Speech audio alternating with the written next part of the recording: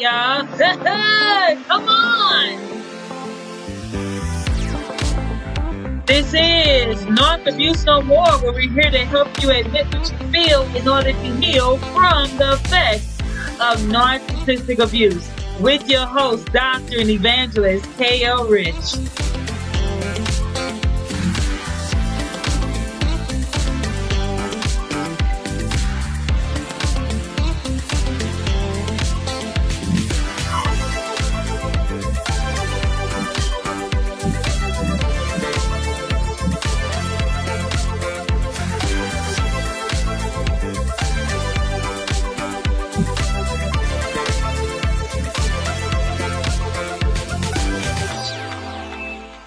How y'all doing today? This is Narc Abuse No More, where we're here to help you admit what you feel in order to heal from the effects of narcissistic abuse, because your feelings do matter. Yes, they do. But first, they gotta matter to you. We are here today on this Wednesday, May the 22nd of 2024. I pray that you all have had a blessed, stress-free, narcissistic-free, abuse-free week so far, and that the remainder of this week will continue to be so as well. But if not, we're going to be talking about a few things today, and I pray that you will find that today's podcast is very informative, enlightening, and that you will be able to use the things that you hear on this podcast today to help you on your journey to recovery. But before we go into all that, I want to just let you know we're on every Monday, Wednesday, and Friday at 10 a.m. Eastern Standard Time, 9 a.m. Central, and that is on SoundCloud, iHeartRadio, Spotify, Spreaker, Google. Well, I'm not sure what Google's doing these days, but Google Play, iTunes, Castbox, and Deezer. We're also on Amazon Audible, Rumble, Brighteon, and the Tube. So you have a variety of different platforms that you can listen to this podcast from. But if all else fails, you go directly to the website at www.narcabusenomore.org. Also, I am uploading on Facebook. So for my Facebook followers, you can get the podcast on there on the day that it airs. Before we go on, I want to just thank everyone for the birthday wishes. I had so many flood my inbox and social media and LinkedIn and Facebook, and I just want to thank everyone. Gifts. I just want to thank everyone for all the love and appreciation that you showed me. I am grateful to be here for 49 years. Yes, I am. I have no problem with telling my age. I'm 49 because somebody didn't make it to see 40 anything. So I'm grateful just to be alive, and thank God for his goodness, his grace, his mercy, and allowing me to wake up and have another day on the planet while I'm here to do the work that he has called for me to do.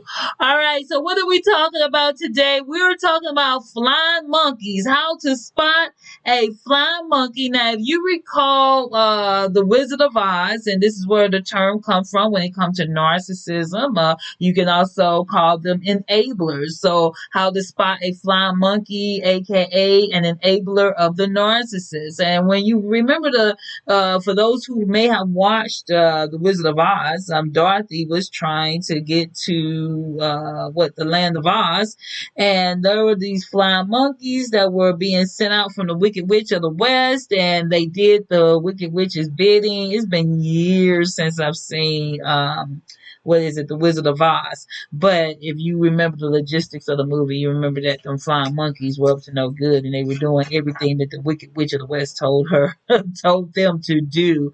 So this is where the term comes from when it comes to narcissists. So one of the things you want to be careful of when you are on that road to recovery from any type of toxic relationship, abusive relationship, anything that was negative, you got to be careful of the flying monkeys. Again, that's another term for that is enablers.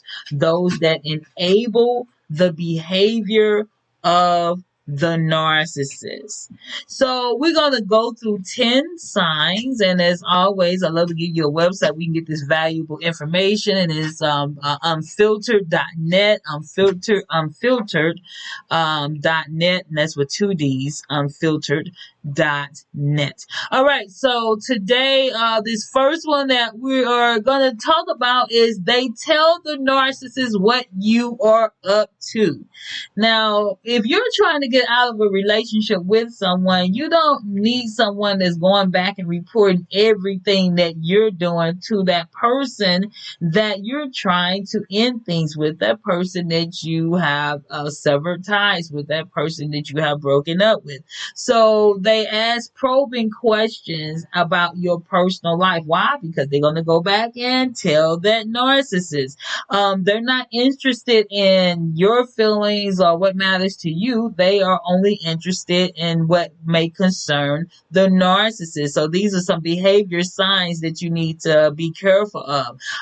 They remember and bring up minor details about your relationship with that person that you may have shared with them in the past. One thing is you will find that when you are trying to end things with a person, this enabler, this flying monkey, will always bring the conversation back to that narcissist. And one thing that you don't need is someone who's going to constantly be bringing up the other person. Now, you're trying to get over this person. You're trying to move on with your life. You're trying to see the brighter side of things that you may not have been able to see before. But if you have a flying monkey around you, aka enabler, then they will try to bring everything back full circle to the narcissist.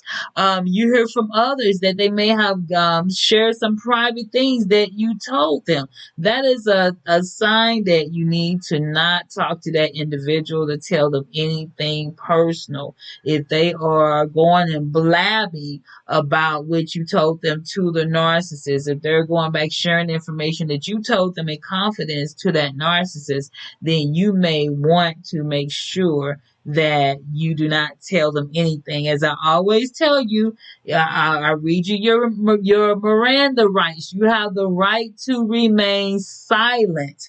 Anything that you say can and will be used against you in the court of the narcissist. So remember, court's always in session when it comes to the narcissist. They're the prosecuting attorney, they're the judge, they're the jury.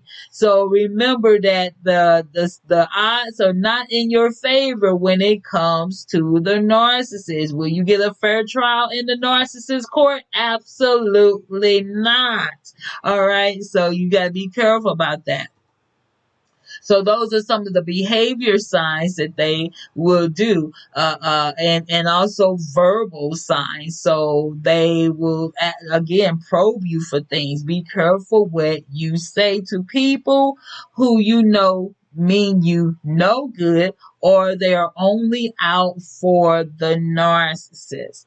Number two, they pressure you to try to get back with that person, to reconcile with that person, to have a relationship with that individual. Now, when it comes to us as Christians, we're to be ministers of reconciliation. But what does that mean? That does not mean that you put yourself back into an abusive situation. All right. So when it comes to someone that's a flying monkey trying to get you to get back with that individual that was knocking you upside your head, cheating on you, calling you all kind of names, being abusive in whatever manner they were, that person is not meaning you any good. Be careful of this even for those who are Christians. Be careful of this for those even in the church.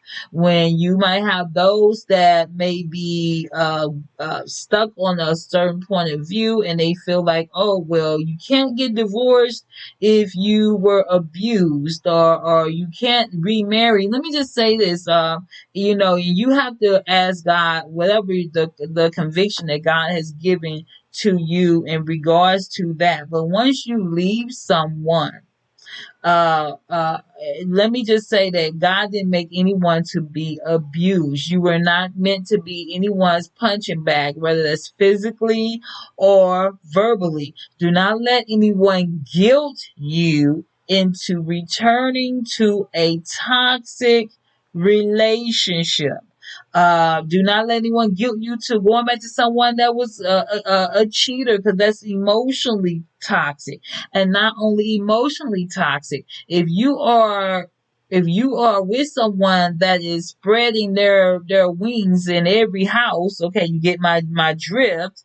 They can come back and give you something that you will never be able to get rid of. And so this is not just about, oh, they went and cheated. This is about your life. It has been there have been married women who were faithful to their spouse, and that spouse went and dipped and dabbed into other things and came back and brought it back to the spouse. I remember years ago hearing about this lady who was married and she was faithful, but her husband went out and cheated, brought her back HIV or AIDS. I think it was AIDS. He wound up, I think, dying from AIDS, and he had brought it back to her. She had not done anything wrong. He had.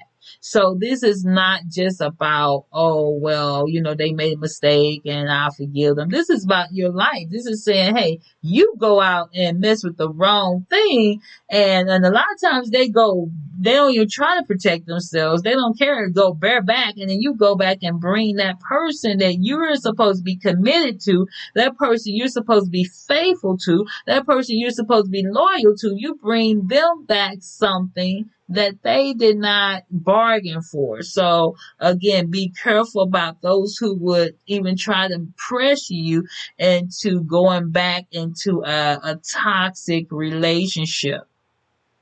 And one of the signs that they will, you will find that the person does is they'll tell you, oh, they miss you so much. Hey, I can miss chocolate cake. Doesn't mean I need it. Come on now. They will dismiss the hurtful actions of the narcissist. So they won't validate that you were indeed harmed. They're dismissive of it. They framed it as if there's a misunderstanding, or they would even maybe blame you as if you weren't understanding enough, or you weren't tolerant enough, or you didn't give enough. They will make you feel as if you did not do your all to keep the relationship together. I believe on the last podcast that was on Friday, I mentioned about a pastor that I had been listening to, that I heard him tell this story about this other pastor who had been abusive to his wife, his first wife, and she wound up leaving him. I guess she could not handle the abuse anymore. And so then he wound up, I guess, getting himself together and wound up remarrying. And so this pastor who was telling this story, he was saying that the second wife was a praying wife because she prayed through it, and the pastor wound up changing. And then, I say be careful with that, because just because the first wife wasn't willing to take abuse does not diminish her as an individual, a person, or even as a believer. I'm assuming she was a believer too, but the thing is, she just said enough was enough, and she was not going to allow herself to be any longer in an abusive relationship. So you have to be careful about those that will even guilt you into feeling as if you are obligated to stay in an abusive relationship. No one should be in an abusive relationship, and you have to be careful about those flying monkeys. I see this a lot of times on social media where someone will say, oh, I left my spouse because they were abusing me. And then you got those that or in the church that would say, oh, well, you can't go remarry. Oh, well, you got to stay single. Oh, well, you got to try to reconcile. Nowhere in the Bible does it say that you need to reconcile with an abuser. Okay, nowhere in the Bible does it say, "Oh, I need to stay in this marriage because this person is laying their hands on me, putting their hands on me." Let me just say this, because the very people who are telling you that are not oftentimes not the ones that are being abused themselves. So many, I'm going to say women, because I mean you have some men too, but there are mostly women and children are the ones that are victims of abuse. Therefore, you have a lot of women that are 6 feet under because they did not leave the relationship. They stayed in it. They let people talk them into staying in it, some of them, and they are 6 feet under. The boyfriend, the husband wound up killing them. Sometimes he took the kids out too. And only if maybe if that person had gotten a chance to leave that relationship and had the support that they really needed to leave that relationship, then maybe they would be alive today. Just maybe. But the thing is, you can guarantee that if you're in especially a physically abusive relationship, that this person may one day take it too far, and therefore you can possibly count on you not making it out alive. It is so important to make sure that you do not stay in an abusive relationship, nor allow any of the flying monkeys to make you feel as if you should stay in an abusive relationship. Another thing you will hear them say sometimes is, "Oh, well," and I'm talking about the flying monkeys, "well, oh, they apologize." Apologizing doesn't mean that I need to continue allowing this person to bash me upside my head or any other type of verbal abuse or whatever the case may be. Let me just say this about verbal abuse, because where a person may not be physically hitting you, they're hitting you verbally. You got some verbal abusers that are nothing more than bullies. And by the time they get done with you, you're so bothered down, you're so weighed down, your self-esteem is gone, your sense of self-worth is gone. They make you feel like you're nothing, you will achieve nothing, you will be nothing, no matter what you do, you'll never accomplish anything. You have these type of people that beat you to a pulp verbally. Should you be in a relationship with someone who is doing this to you? A lot of times people feel like, "Oh, well, the only time that you can leave is if you're being physically hit." But what about when you're being emotionally battered, emotionally abused day in and day out? You never do anything right. You will never amount to anything. You're not good at this. You're not good at that. You're this, you're that. You have to be very careful about that. I do apologize for that. I do apologize for that. I forgot to turn my phone down. I do apologize for that.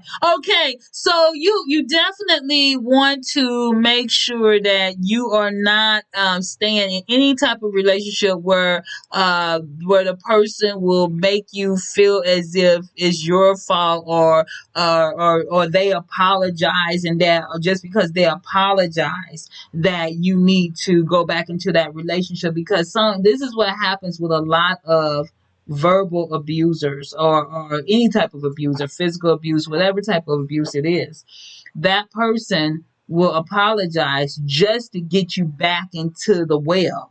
And as soon as you get back into the web, then they will continue the abuse. The abuse will restart. We often have talked about the cycles of abuse, and I want to talk about that on upcoming podcasts, the cycles of abuse. And therefore, they will apologize just to get back into your good graces, and then it starts all over again. So an apology does not mean that they won't continue the behavior. One thing and this is even with God, when you apologize and you're wrong about something, you acknowledge you're wrong. True repentance means that I'm going to change. True repentance doesn't mean that I'm going to continue doing those things. Now, when it comes to God, and you're struggling with something, then you have to be real, even with God, and say, "Lord, I'm struggling with this. Lord, please help me. I keep failing it. I'm sorry. I need your help." And you're sincerely wanting to change. That's why when the psalmist in the Bible says, David, create me a clean heart and renew the right spirit within me. He wanted God to clean him up. That means that I know that I'm jacked up. I know that something is wrong with me.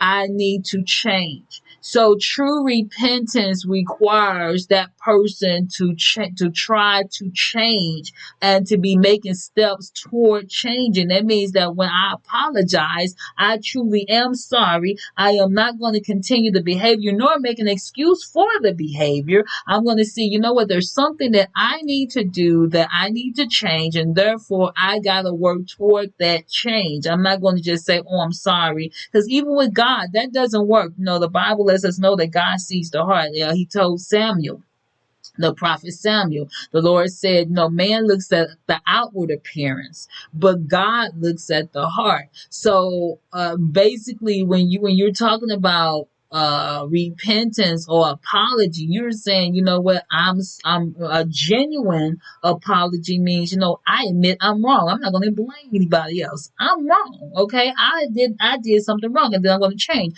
However, when you're dealing with narcissists, oftentimes we talk about with narcissists, they never take responsibility for their own actions. They always have to blame somebody else. They will never look at themselves and say, you know what, it's my error, my mistake. You have to take responsibility for your own actions if you want to change. But when you're dealing with narcissistic type of behavior, they don't look at themselves and say, I need to change. And if they do say that I need to change, it is oftentimes not genuine. I'm not going to say all the time, but oftentimes not genuine when you're dealing with a true narcissist.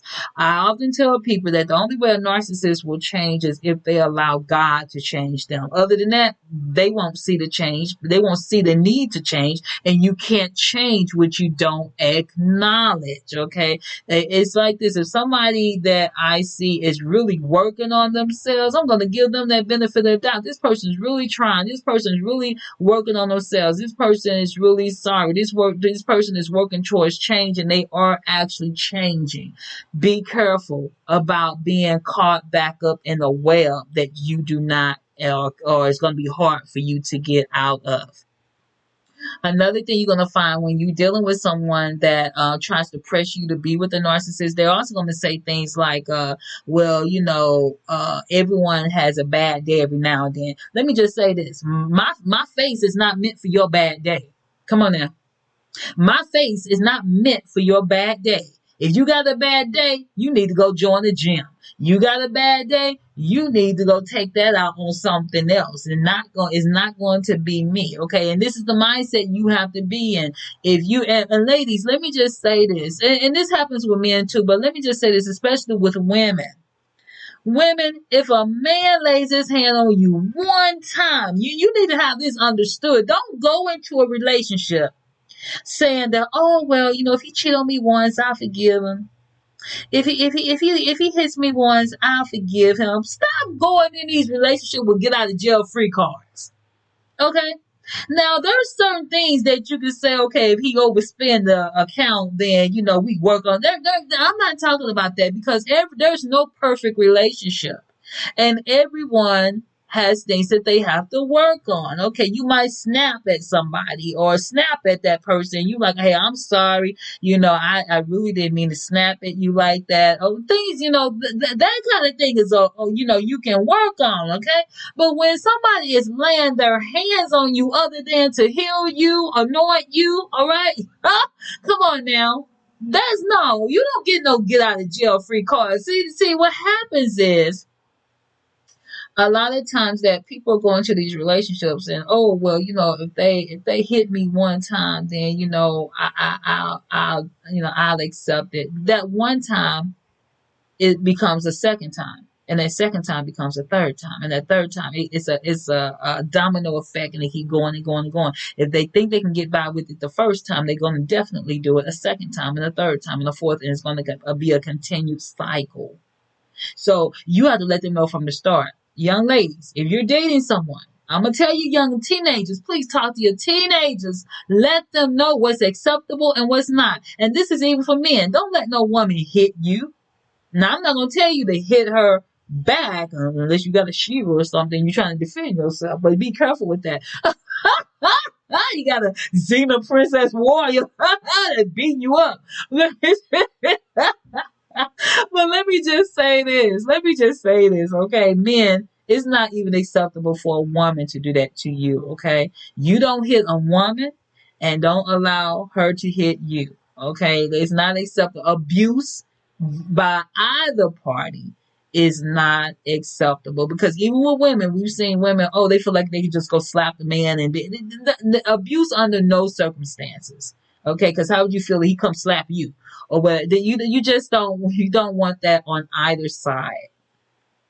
But let me just say this, teenagers, because I remember when I was in high school and I knew of this one couple for sure that was one of them was being abused. The girl was being abused, and everyone knew about it, but it was all hush hush when nobody say nothing. But the thing is that you have to talk to your teenagers because a lot of teenagers are in abusive relationships early on, abusive relationships, and they don't tell their parents about it. The peers may know, but they don't tell their parents about it.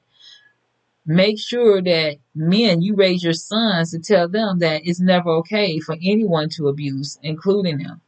Girls, tell you, no, mothers, tell your daughters that it's unacceptable for any man to lay a hand on her, and therefore, if he hits her one time, be done. If they're supposed to be in a committed relationship, as far as commitment is when they're at their teenage years or whatever, and let me just say, be careful with even with that because you're too young to really be, how would I put this? You don't want to be in something where you feel like, oh well, this is my ride and die, and then I mean everybody have a crushes and everything, but at that age it's too young to be too serious. All right. So the thing is, but teenagers don't often understand that. So the parents have to help them to understand. But the thing is that please talk to your teenagers, the girls. You don't need to let anybody ever hit you, letting anyone pressure you into sex, pressure you into doing anything that you don't want to do. Okay, if a man can't wait, then he's not for you. And this is so important to talk to teenagers at a young age. The one thing you will have an enabler to do is these flying monkeys is they will tell you, oh well, the person is hurting, they feel really bad, they feel bad without you. That doesn't matter. They often didn't feel bad enough when they put their hands on me. Okay, so don't allow the enablers to speak into your psyche and to make you feel guilty about leaving that person that abused you. Number three, they invalidate you. You have these flying monkeys that invalidate you. What do we mean about invalidation? Again, they will dismiss your concerns. They will dismiss your feelings. They will compare your situation to others. And as I mentioned before about the pastor comparing, well, the first wife left and she missed her blessing pretty much. And when you paraphrase what he's saying, the second wife prayed it through. And so now the pastor, with the second wife, he got three churches and all. That doesn't matter. The first wife, hey, if she left, she got free. It don't matter how many churches. I'm going to say this. Hey, you could wind up winning the jackpot, millions of dollars or whatever. But if I got free from your abuse, then thank God I'm free, and no amount of money in the world can pay for my peace of mind. You wish that person well, but I'm about to move on. Hey, I pray that you learn something and you'll be better with the next person, but it ain't gonna happen with me. And that's the attitude that you have to have. Change the subject. If someone comes to you and they're trying to invalidate you, then or they're trying to talk over you and won't allow you to express your feelings, and this is the person that you don't need to tell anything to. Again, be leery of the flying monkeys. Number 4, they will guilt trip you. You will have the flying monkey make you feel responsible or make you feel at fault that the abuse occurred. So they one of the things they will do is they'll remind you of the good old days. Let me just say this: you can't live in 1999. Okay, 1999. You want to party like it's 1999? That's gone. All right, we in 2024. So where this person may have been a good person starting off in this relationship, that is not how the relationship ended. You have to look at the reality of what the situation is. We oftentimes will be in a relationship and we're looking at what we want it to be instead of what it actually is. So when you have that flying monkey that's making you want to look at or they want you to look at the relationship for what it used to be instead of what it is, then that's a person that does not need to be in your ear. Another thing is they will imply that your feelings are causing them distress. And the thing is, you're entitled to your feelings. You don't have to allow someone to impose their opinions or what they think you should feel on you. Another thing is they'll play the victim. They'll emphasize how what you have done to the relationship, and you might find this with mother-in-law sometime. There's a lot of jokes when it comes to mother-in-laws, but if you're married to a narcissist. All right, and you're married to, for example, a narcissistic man. More than likely, he may have a narcissistic mother. And so she's going to defend her son to the very end. Disregard what he's done wrong. Defend him to the very end because that's her baby. And that's oftentimes how he got to be the way he is because one or both parents were one themselves. They will try to manipulate your emotions. When you're dealing with these flying monkeys, they want to be in control, and they're just as bad as the narcissist, just about, because again, they're doing the evil bidding of the narcissist. Don't think that the narcissist doesn't know that the flying monkey is trying to talk in your ear, because oftentimes they've had a conversation, and well, you go work on it, you see what she say, or you see what he says, or whatever case may be. They will bring up unrelated mistakes to make you feel like you're indebted to this person. You're not indebted to anyone but God. And that's because God loves and cares for you. He takes care of you. He provides for you. But you're not indebted to anyone when they are misusing and abusing you. Another thing is when you're dealing with flying monkeys, they will constantly defend the narcissist's action. They always have an excuse. They do exactly what the narcissist does, shift the blame. They would downplay the narcissist's actions or their words. They would say, oh, well, they had good intentions, and good intentions is often the road to hell, okay, the pathway to hell. They became aggressive because you criticized them or you did this. So basically, the flying monkey makes excuses for the narcissist. This is why you have to be careful of who you allow in your ear gates, because when you allow these type of people in your ear gates, one thing is important to remember: the narcissist is not for you. The flying monkey is for the narcissist. The flying monkey is not for you. Remember that they are not on your side. They're on the side of the narcissist. All right, we're going to take a quick break and we'll be back in just a moment.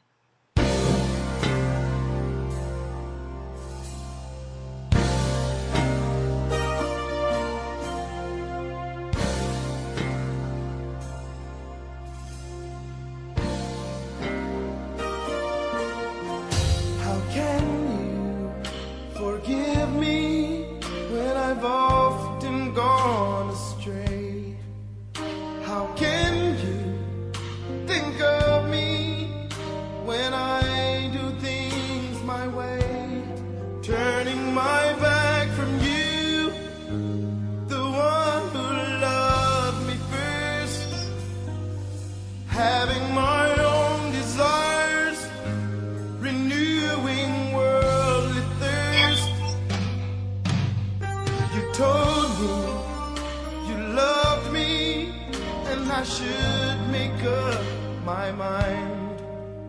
You tell me, come back now, but I keep wasting time, feeling so very weak. You say I can be strong. I feel I've gone too far. You tell me to come home. You love me still, and I know this is real, and I am running back to you. I see you're standing there for me. Your arms are open wide, and I don't have to cry no more. You're standing there for me, and I am running back to you. Why do I go away when I know I am no good, when I'm on my own?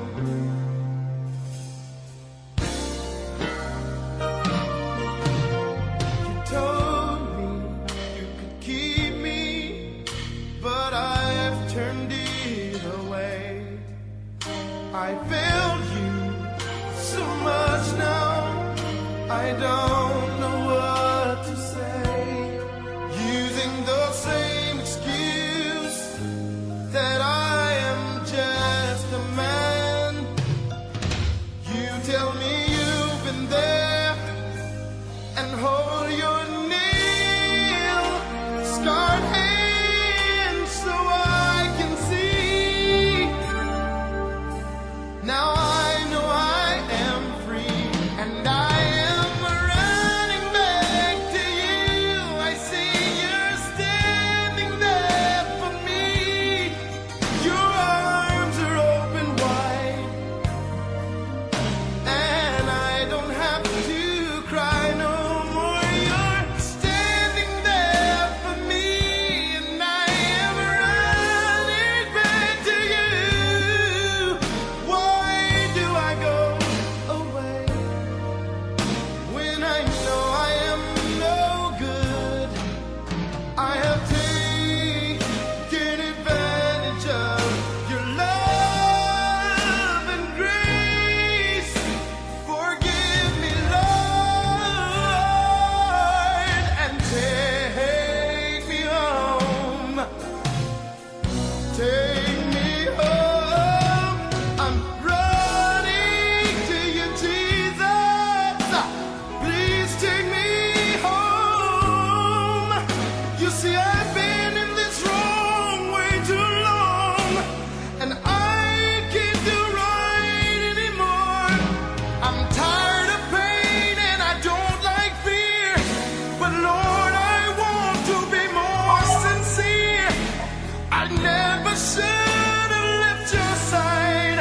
Return me to your guiding light. I'm running back to you. I love that song. That is Running Back to You by Commission. And I actually hadn't heard that song in a long time. And it came to mind. I was like, okay, I'm gonna play this on the podcast today. So I pray that is a blessing to you. All right.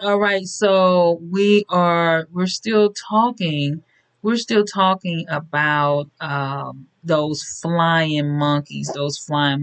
And again, you have to be very careful of the flying monkeys because they are very cunning and they will.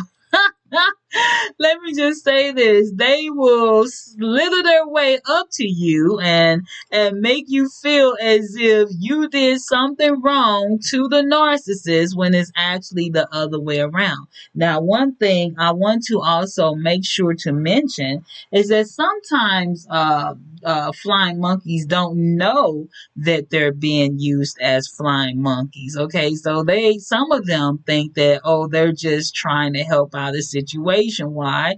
Because they have listened to what the narcissist has said and was basically pitying the narcissist, not knowing that they're being manipulated by the narcissist as well. So this is something to keep in mind.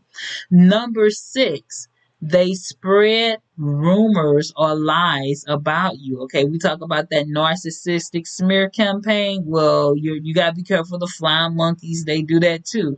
They will often exaggerate the truth. Their accounts of events will not be accurate. So you talking about gaslighting you. They usually others may identify them as the source of the rumors. Why? Because they're trying to basically help the narcissist out. Their narrative of things is always in favor of the narcissist instead of letting the truth speak for itself.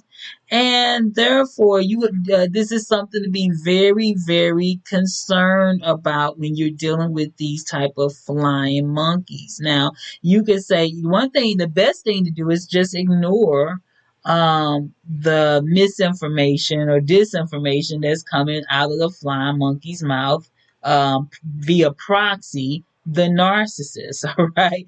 So be careful of these type of individuals. You don't want to keep up with the gossip.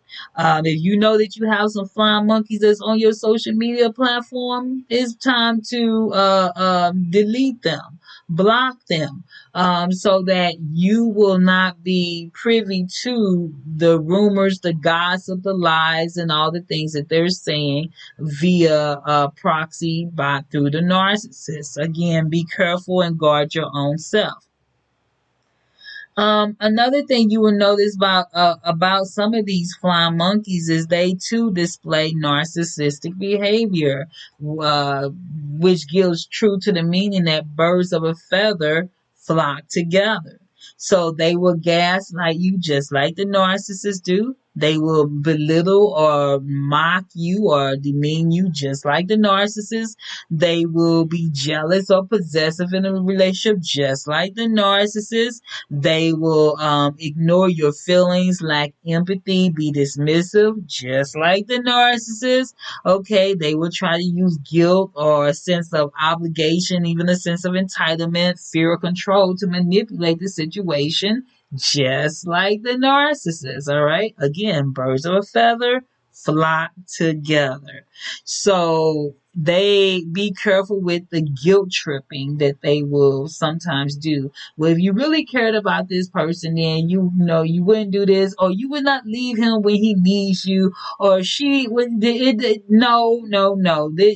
And furthermore, it's best to not have a third party trying to mediate between the two, because it oftentimes makes it worse because that third party doesn't have all the details.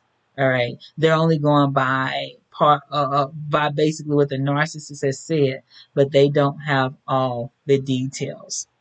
Another thing is, when you around this flying monkey, you may feel uneasy around them. They might be your inner spirit, God, letting you know, hey, something ain't right with this particular person. So conversations you have with them leave you kind of questioning things. You find yourself basically thinking about the comments after they've been made. You feel a sense to go on the defensive. You when you are around them, you feel anxious, fatigued, overwhelmed, stressed. We know that oftentimes when you're dealing with narcissists, that they are emotional vampires, where you can often feel that even with their flying monkeys, aka enablers. So if you're feeling excuse me, if you're feeling the same way around a flying monkey that you do around a narcissist, then something is wrong. All right, we're going to take another quick break and we'll be back in just a moment.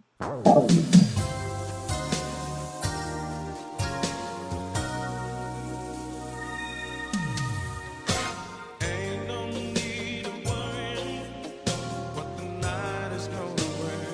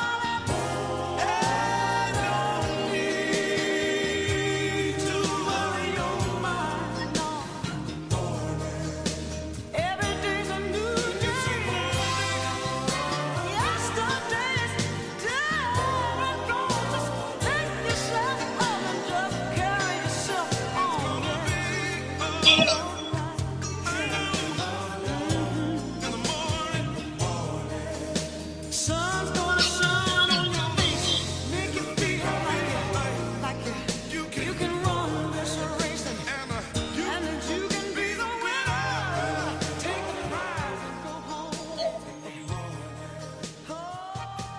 And that is Ain't No Need to Worry by Anita Baker and the Winans. And that's another old classic. All right, all right. So we're wrapping things up. One thing that the flying monkeys would do is they keep in touch with the narcissist to try to make sure that they, again, they're doing the work of the narcissist. So they frequently mention their interactions with the narcissist to try to keep you still in the loop. They will prioritize the narcissist's opinions over anyone else's. They are one that will share the narcissist's views. So they will tell you what the narcissist thinks about anything. They often act as a mediator, but they're not really mediating anything. They're just trying to push that narcissistic agenda. And they are secretive about the nature of their relationship with the narcissist. So this is something that you have to be careful about, because whereas you might be thinking that this person is on your side, when you're dealing with these flying monkeys, and you have to be careful that they are not going back, running to the narcissist, telling stuff about you to the narcissist, basically being a busybody, and they're playing the role of a double agent. So, make you think about 007 of those Bond movies. Okay, so be careful with the flying monkeys, where they're not, where you're not trusting them, where you think that they're for you and they're not for you, they're for the narcissist. So they're trying to make you stay in it, and trying to make you stay in any relationship that's unhealthy. Then that is not the person for you. Now again, make sure, again, some flying monkeys don't know that they're being flying monkeys, and then some, they know exactly what they're doing, and they're out for just the narcissist. Last but not least, they act as the narcissist messenger. So they will relay messages that the narcissist has said. They will again try to pressure you to respond to the narcissist. They use the narcissistic message to try to manipulate or control you. You need to, in this case, you might say, well, what do I do? Well, you know what? You want to possibly make it clear that you're not interested in what the narcissist had to say, and if there's going to be any kind of dialogue between you and that individual, that it needs to be between you two, not a third party. So things often get twisted, things often get taken out of context. You need to be able to talk to that person directly if that's what you have chosen to do. However, if you've chosen, you say, you know what, I'm out of this relationship, I'm done, I don't need to know anything, then you have to stand your ground and say, you know what, I'm setting boundaries. If we're going to be friends, okay, if this person is an actual friend, then it does not include us talking about this particular individual. However, if you want to take it upon yourself to continue this line of behavior, then we're going to have some issues, which means that this will no longer be the type of a relationship that I feel that I need to invest myself in. And stand your ground. Stand your ground. All right. I pray that today's podcast has been a blessing to you, and that you will know, guess what? Your feelings, they do matter. This is Dr. K.O. Rich with North the Beach No More. Until next time.